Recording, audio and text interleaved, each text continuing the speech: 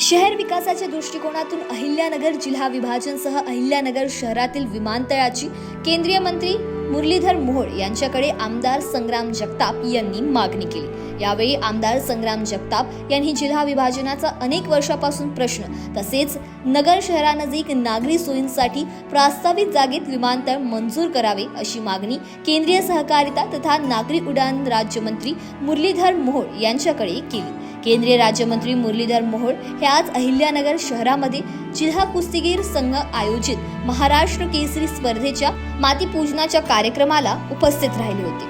यावेळी त्यांच्यासोबत कुस्तीगीर संघटनाचे पदाधिकारी उपस्थित होते।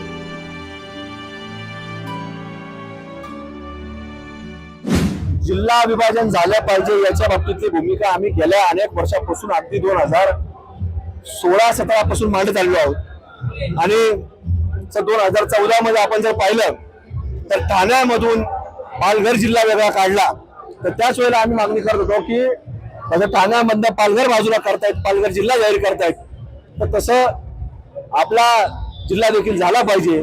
आज जिल्हा जसा पाहिला तर सगळी धरणं उत्तरेमध्ये आहेत, विमानतळ उत्तरेमध्ये आहेत, शिर्डी शनी शिंगणापूर दोन्ही देवस्थान उत्तरेमध्ये आहेत, त्यामुळे हा दक्षिणेतली बाजू ही दुर्लक्षित राहिलेली आहे। त्यामुळे दक्षिणेला कुठेतरी प्राधान्य मिळालं पाहिजे आणि नगर जिल्ह्याचं विभाजन विकासाच्या दृष्टिकोनातून झालं पाहिजे अशी आमची मागणी आहे। तुम्ही आता याबाबत मुख्यमंत्र्यांशी चर्चा करणार आहात का? नाही, आम्ही मागणी सातत्याने करत आलोय आणि उद्याच्या रात्री देखील करणार आहोत।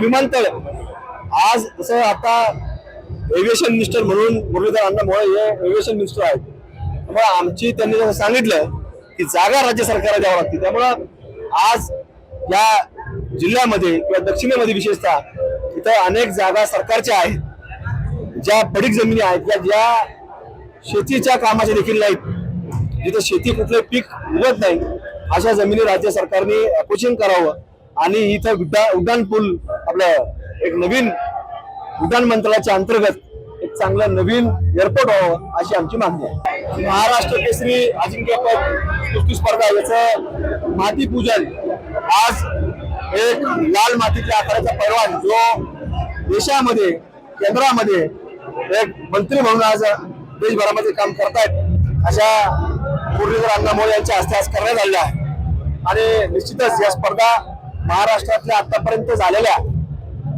66 स्पर्धा झाल्यात आणि 66वी मुरलीधर अण्णा मोहोळ यांनीच घेतलेली होती, त्यामुळे 67वी महाराष्ट्र केसरी अजिंक्यपद कुस्ती स्पर्धा आहे। त्यामुळे अजून उत्तम कशी होईल, अजून चांगली कशी होईल याचा प्रयत्न या कार्यक्रमाच्या माध्यमातून करणार आहोत।